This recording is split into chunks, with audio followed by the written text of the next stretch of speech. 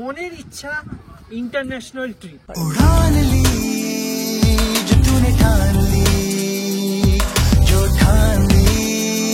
মনের ইচ্ছা সেই ইন্টারন্যাশনাল ট্রিপটাতে একটা মাউন্টেন্স থাকতে হবে, মানে মাউন্টেন্সে রাইড করবো।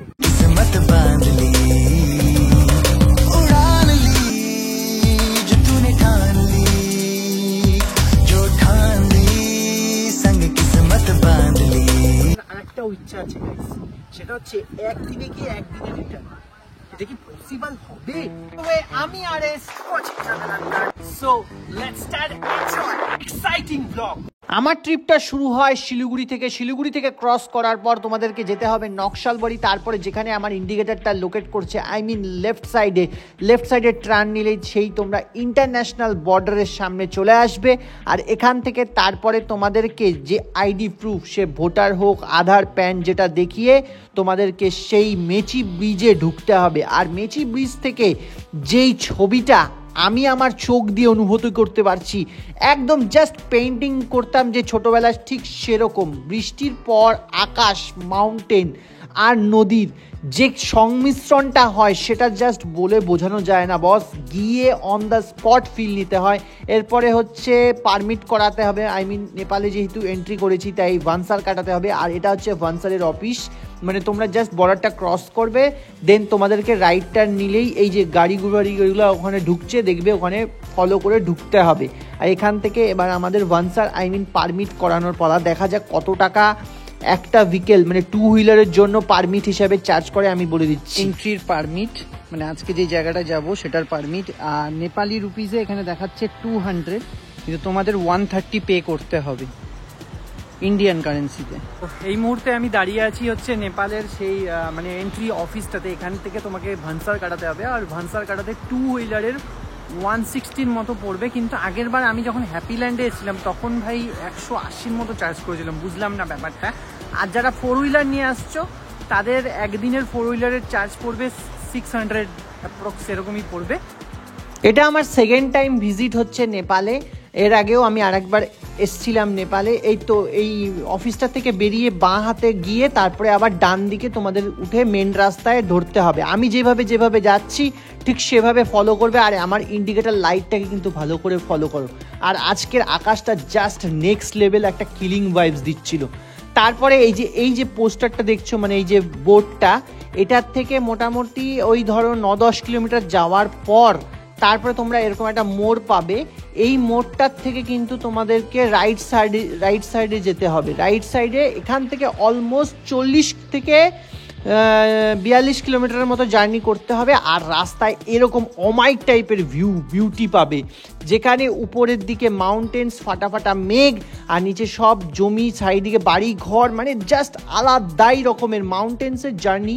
আর এই যে এখানটা দেখে নাও, বুধাবাড়ি বলে একটা জায়গা আছে। বুধাবাড়ির কিন্তু তোমাকে উপরের রাস্তাটা ধরতে হবে, এই ব্রিজটা ক্রস করতে হবে। ভালো করে লক্ষ্য করে নাও রাস্তাগুলো। আর তারপরে যে বিউটিগুলো চোখের সামনে দেখবে, সেগুলো দেখার পর ভাই নিজেকে মনেই হয় যে আমি উত্তরবঙ্গে থেকে খুব প্রাউড ফিল। আর এই ঘর দুটো ক্রস করা মানেই তুমি কান্যামের অনেকটা কাছেই চলে এসছো। ইয়েস গাইজ, আজকে আমি যাচ্ছি হলো কান্যাম। আর উপরের ওয়েদার দেখে মনে হচ্ছে মোটেও ভালো না, একদম পুরো ক্লাউডি ওয়েদার, সেটা তো বোঝাই যাচ্ছে। আর ঠিক সেই সময় গ্রিনারি দেখতে বর্ষাকালের এটাই বেনিফিট, গ্রিনারি দেখতে যাবে। আর ঠিক চোখের সামনে চারিদিকে কীরকম একটা মেঘ চলে আসলো, মানে ফগ কিচ্ছু দেখা যাচ্ছে না। মানে ডেঞ্জারাস রিস্ক নিয়ে শুধু বাইকগুলো চালাচ্ছিলাম। মানে খুব সাবধানে আসো এই সময়, কারণ গাড়ির হেডলাইট তোমাকে জ্বালিয়ে আসতে হবে। দেখো জাস্ট রাস্তাগুলো দেখো, পুরো মেঘে একদম ঢেকে যাচ্ছে, চারিদিকে শুধু সাদা আর সাদা।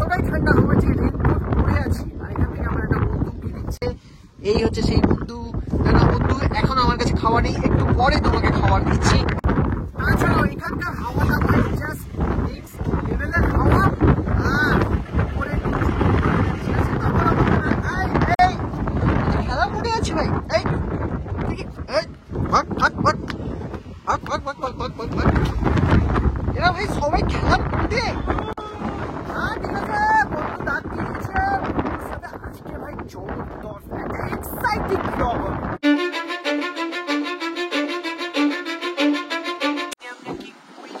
ইস্টার্ন নেপাল আর এখানের ভাই ঠান্ডাটা জাস্ট নেক্সট লেভেলের একটা ঠান্ডা। আর বর্ষাকালের যে কান্যা আর সেখানকার যে এই ফগ বর্ষার সিজনে এই টাইমে যারা আসছো কান্যামে তারা কিন্তু ভাই দেখে শুনে আসো, কারণ যখন তখন ফগ আর ভিউ ভাই পুরো ক্লোজ হয়ে যাবে চোখের সামনে। আসলে আর একটা জিনিস তোমাদেরকে মাথায় রাখতে হবে, সেটা হচ্ছে তোমাদেরকে যারা ইন্ডিয়া থেকে আসছো তাদেরকে বলবো যে ইন্ডিয়ান কারেন্সিটা ভাই ক্যারি করো, কারণ খুচরো ক্যারি করো। কারণ এখানে এসে অনেক জায়গায় হয়তো ইন্ডিয়ান কারেন্সি নাও নিতে পারে, মানে নিবে কিন্তু ওই কম ভ্যালু, আবার মানি এক্সচেঞ্জ করাতে হবে, অনেক ঝামেলা হবে। খুচরো ক্যারি করো। আর কান্যামে ভাই এই মুহূর্তে যেহেতু এটা রেইনি সিজন, তাই এখানকার ওয়েদার তো পুরো ফগ, কিচ্ছু ভিউ পাওয়া যাচ্ছে না, কিন্তু তবু ট্রাভেল আনকাট কিন্তু মজা করাতে এক ফোঁটাও থেমে নেই। লাইফে যতই বাধা বিঘ্ন আসুক না কেন, এনজয়মেন্টটাই আসুক। সব ওয়েদারে, সব ক্লাইমেটে, সব সিচুয়েশনে এনজয় করতেই হবে। Cause I don't give a fuck what you say. Yeah, I'ma do shit my way. So you can go kick rocks, I'ma stack bricks up, build what I want to make. Yo, I got a lot of shit to say, so I'ma do this every day. I'll be writing things until I'm fucking buried in my grave. 6 feet deep under, but my body won't decay. Cause my messages are timeless, so they'll put them on display. Oh yeah, I rap with a certainty, I have a sense of urgency. A message for eternity, for everyone. কতজন কান্যামে এসছো, but আমার ভিডিওটা দেখে যারা আসবে তারা কিন্তু উপরের স্পটটাতে পৌঁছে এই নিচে জায়গাটাতে একটু নামো। এখানকার বিউটিটা কিন্তু আমাদের মাকাইবাড়ি যে টি স্টেট, মানে গোলপাহাড় যে মিরিক সাইডে যেরকম ভিউটা সেম ওই রকম টাইপেরই। এই জন্যই মনে হয় এটাকে ইস্টার্ন নেপালের কুইন বলা হয়। কুইন বিউটি আছে। যদি একটু স্কাইটা ক্লিয়ার হতো তাহলে বিউটিটা আরো ভালো লাগতো। মানে যারা প্ল্যান করছো এখানে আসার জন্য তারা ভাই কিছুটা রেইনি সিজনটা কাটুক, তারপরে আসো। আর যাদের ভাই আমার মতো জবরদস্ত জোশ আছে মনে, যে যখন যে কোনো পরিস্থিতি, যে কোনো রকম যে কোনো সিচুয়েশন হোক না কেন, আমাকে ভাই ঘুরতে বেরোতেই হবে, আমাকে ভাই লাইফে থ্রিল, লাইফে অ্যাডভেঞ্চার, লাইফে এনজয় করতেই হবে, তাহলে ভাই এখনই চলে আসো। কারণ বৃষ্টি সাথে ফগ আর সাথে অমায়িক পাহাড়ের স্বর্গসুখ পেয়ে যাবে এখানে। उड़ान ली जो तूने ठान ली, जो ठान ली संग किस्मत बांध ली, उड़ान ली। অনেক বেশি হাওয়া আর কুয়াশা খেয়ে নেওয়াতে এবার আমরা একটু রওনা হই খাওয়ার উদ্দেশ্যে। দেখতে হবে আশেপাশে কোন দোকানে সব থেকে ভালো এবং ডিলিশিয়াস এবং নেপালি অথেন্টিক ফুড পাওয়া যায়। কারণ নেপালে এসছি, নেপালের ফুড না গেলে হয়। বসার সিটিং এরিয়াগুলো জাস্ট নেক্সট লেভেলের একটা দেখতে, কিন্তু ক্যাফেটার ভিতরে অ্যাম্বিয়েন্সটা ইটস টু গুড। এটা আমার মন ছুঁয়ে গেছে।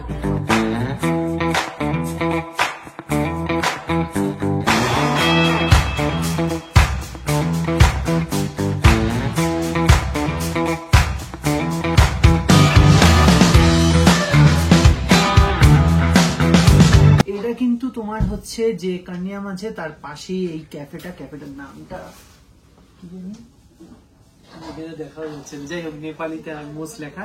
আমি একটু অর্ডারটা দিই এখান থেকে, একটু নেপালির অথেন্টিক কিছু আইটেম ট্রাই করার চেষ্টা করব। পেটে ভাই প্রচন্ড ইঁদুর দৌড়াচ্ছে, অনেকদিন যে কথাটা বলানো হয় না। যতক্ষণ আমি অর্ডারটা দিচ্ছি তোমরা ক্যাফেটার একটু গানের বিটে বিটে অ্যাম্বিয়েন্সটা এনজয় করো। আর তার আগে একটা জিনিস দেখাই, এখানকার জানলাটা খুললে কিন্তু পুরো বাইরের হাওয়াটা মুখে টাচ করবে তোমাদের। ক্যাফেটা এটা আমি আন্ডারগ্রাউন্ড পজিশনটাতে বসে আছি, এর উপরে আর একটা পজিশন আছে যেটা তোমরা একটু পরে সিনেম্যাটিক ওয়েতে দেখবে।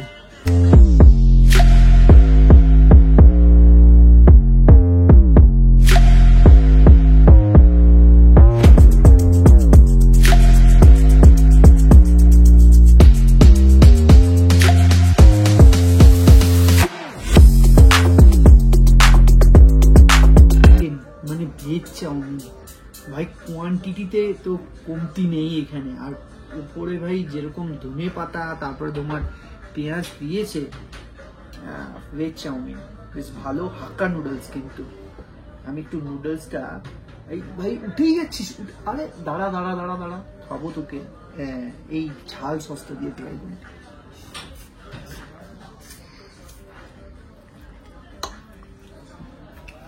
বলবো না দুর্দান্ত খেতে।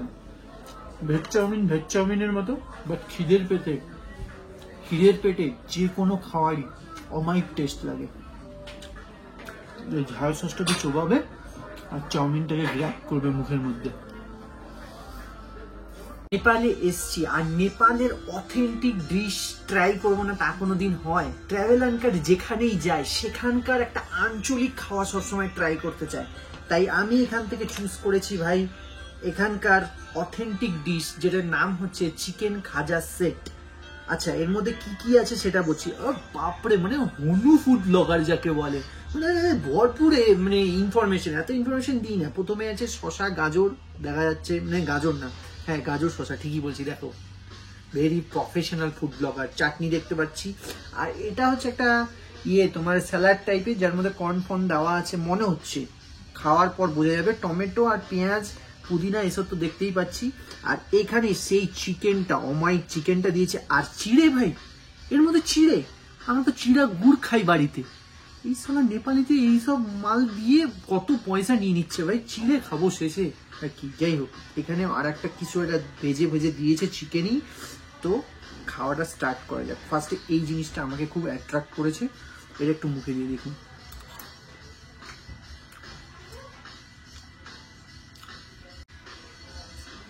মানে আমার টেস্ট বাট ভাই বুঝতে পারছে না এটা কিরকম টাইপের টেস্ট, ভয়ানক টেস্ট। এটা হচ্ছে এটা হচ্ছে চিকেনটা।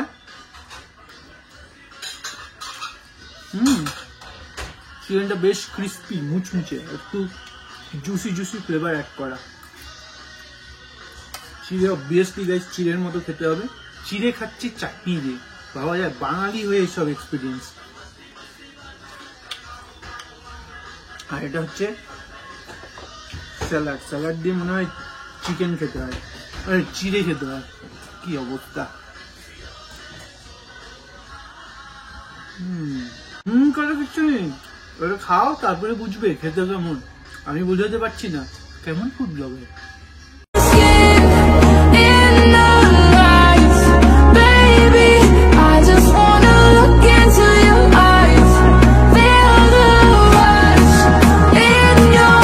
লাইফে যদি সেরা অ্যাডভেঞ্চার আর সেরা থ্রিল নিতে হয় তাহলে ভাই তোমাদেরকে কান্যাম আসতে হবে এই সিজনে, রেইনি সিজনে। কারণ এই সময় এখানে বৃষ্টি হচ্ছে আর তুমুল ফগ আর তুমুল হারে কিচ্ছু পাওয়া যাচ্ছে না। কিন্তু সেইখানেও ট্রাভেল আনকার খাওয়া দাওয়ার পর জোশ থামেনি। জোশটা হরদম বরকরার আছেই, কিন্তু একদম জোশ নিয়ে সব কাজগুলো আমাদেরকে করতে হবে। এনজয় সেরা লেভেলের করেছি। তোমাদের কতটা করাতে পেরেছি সেটা তো তোমরা কমেন্ট সেকশনে বলবে।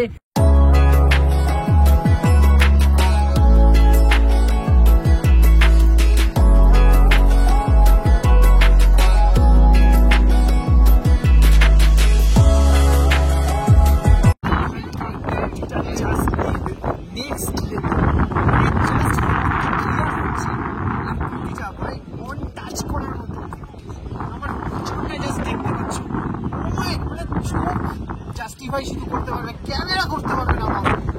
আসো ফিল নাও, তারপরে এখানকার প্রতিটা কি লেভেলের। এমনি কি ইস্টার্ন নেপালের এটাকে হিল অফ কুইন বলা হয়?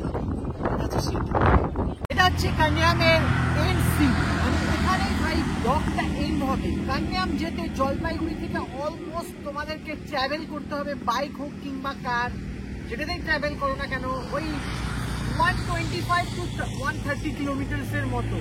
আর সময় মোটামুটি 3 ঘন্টা ধরলাম, লাগবেই মিনিমাম। এখন আমি বাড়ি যাওয়ার রাস্তাতে আছি। আজকের ব্লগটা কতটা ইন্টারেস্টিং, কতটা এক্সাইটমেন্ট হয়েছে সেটা তো তোমরা জানাবে কমেন্ট সেকশনে, আর সাবস্ক্রাইব করে দেখা হচ্ছে পরবর্তী এক্সাইটিং ব্লগে। ততক্ষণ জন্য টাটা, bye bye and love you to my all subscriber. Please comment করো গাইস, তোমাদের জন্য এই বৃষ্টিতে ভিজে আমি এসছি আমার ইন্টারন্যাশনাল ট্রিপে। এটাতে তোমাদেরকেও কতটা এনজয়মেন্ট দিয়েছি সেটা তোমরা কমেন্টে বলবে, কমেন্টটা করতে একদম ভুলো না guys, and don't forget to subscribe travel uncut. দেখা হচ্ছে পরবর্তী কোনো এক্সাইটিং ব্লগে, ততক্ষণ টাটা, বাই বাই, ভালো থাকো, সুস্থ থাকো।